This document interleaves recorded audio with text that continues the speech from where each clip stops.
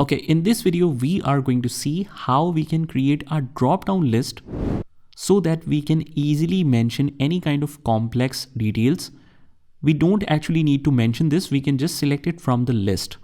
So here we have an example that as soon as we enter any employee name, we get the results using VLOOKUP. So let's say if we write Jessica Davis, we immediately get her salary, that is 61,000. It will automatically find it using the VLOOKUP. We have seen that in the previous example, but let's say that we make a spelling mistake in Jessica name. What will happen? As soon as we hit enter, we will get an error because the function or the formula that we have used is unable to find that in the list. So that's where the data validation comes into play. Not only it will restrict the wrong entries, but also you should be able to find it in the list. You don't need to manually write it. So what we will do is we will select all of this as a list. We can even name it if we want to. Let's actually name it. We select the list and at the corner we have a name box. Let's say that these are employees. Hit enter and we want to attach this complete list in this cell so that we don't have to write the name manually. What we will do is just right click here, scroll all the way down to the bottom. If you don't get this option, just zoom it out a little bit so that you can clearly see this. Right click on it, scroll down a little bit and you will get view more cell actions. From here we can search for data validation. Here it is. We will also get it in the above options. We get the same option by selecting the cells. You go to data and click on data validation from here. So it's your choice. Whatever you find convenient, you can use that. So let's go to the data validation and it says add rules. Let's click on add rules and we want to create a drop down. That's fine. But how do you want to create it? Drop down from a range or drop down that needs the option to be manually mentioned. So we can mention option 1, option 2, option 3. That means employee 1, employee 2, employee 3. We can add multiples of them and we can remove any of them, but that's a time taking process. What we'll do is we want to create it from a range. So what is the range? We can select it like this and click OK and it will automatically pick all the names. Or otherwise, if we mention employees, let's actually select the cell again, go to the data validation and let's try to remove all. Let's add a drop down.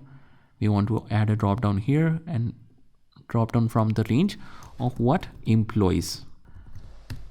Press tab and you will see that immediately it is able to read all of this list. Allow multiple selections. We can choose this, but here we just only need to select one employee and not double. Click on done and you close it. Now you have an extensive range of employee names. As soon as you start writing, like let's say Jessica, it will automatically recommend you here. And even if we press tab, we start writing Jessica, but we don't know the complete spelling.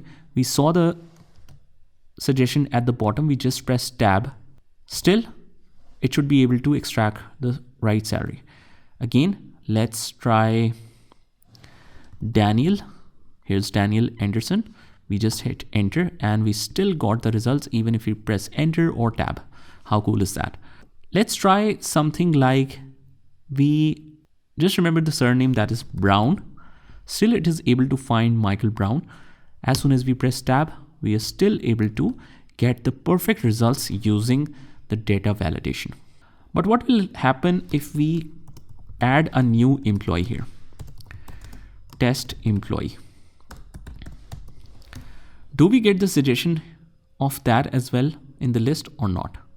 Now, if we write test, we don't get any suggestion. Why? Because the range only says employees are from this point to this point. So instead of this, let's select the whole range and why not make this as employees? So let's write employees 2, hit enter. I'm also going to show you how we can delete the named range, but right now we just want to clear this. Let's clear the data validation, and again we go to the data validation from here, remove all, and now let's click on add rule. On this cell we want to create a drop down from range, and this time employee 2, or maybe it's employees 2. But just remember that whenever you are using the range directly, we will need to mention equals to, but when the name is selected, you don't need to put an equal to sign. Click on done, and actually we got the results. Test employee is included here. So this is perfect, guys. Close, and let's mention test employee. That is perfect. We are not getting any results. That's because we haven't feeded the data yet. So let's try Thomas. It's Laura Thomas. So it should find the details. Laura Thomas, it's 90,000. Her salary is 90,000. And let's actually add an employee that is Saad. It's from the finance team, and the salary is like, let's increase the number to 180,000. Let's remove this, right, Saad, and we are able to update this in this sheet. But still we didn't get any results. That's because the VLOOKUP range should be expanded automatically as well. So here we will use the same technique. Instead of mentioning the range from this point to this point, we will extend the range like this. Let me just show you from starting. VLOOKUP, we want to look up for whatever is in this cell. We want to look this up in the complete data range, but the rule of VLOOKUP is the data should start from the lookup value column. So we cannot select the data from here. We always have to select so that the VLOOKUP value or lookup value should always exist in the first column of the cell. So this time we haven't selected the range like this. We have selected the complete columns B to D. So whatever is added down here, it will be part of the data. So we want to extract third column and exact match. Here we got the employee name and it founds the salary. But as soon as we enter Saad, we got his salary results. That is perfect. Even if we enter, let's say Thomas Edison,